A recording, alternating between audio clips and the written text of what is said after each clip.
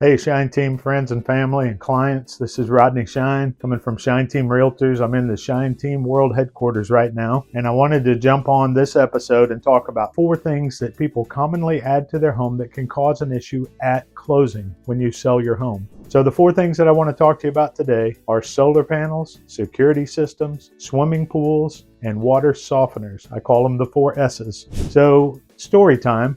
I had a closing the other day, had a seller prepared to sell their house, and they had a water softener system that they did not understand they had actually purchased instead of leased. So when we got to the closing, the title company said they owed $7,761 on their water softener system. They did not understand what they had signed. So these types of purchases usually end up with someone knocking on your door and saying, hey, do you want a security system? You ought to have a water softener. And there's great reasons to have those. But when you enter into one of these types of agreements, you have to read the fine print. Is it a lien on your property? If so, the title company is going to find it. It's recorded at the courthouse, and it'll be required to be paid off or transferred to the buyer at closing. Now, the water softener system that I was talking about was owned and was not transferable, so the only option was for the seller to pay it off. Well, $7,700 at closing is a big surprise. So solar panels, gotta love technology that's coming along these days. My disclaimer on all of these things is if it's your forever home and you're gonna live in it the rest of your life, put whatever makes you happy. But if you think that your home ownership timeline might be 3 to 5 years and you sign an agreement that extends longer than that, you need to be sure that you understand the implications at closing. So the most important thing I can tell you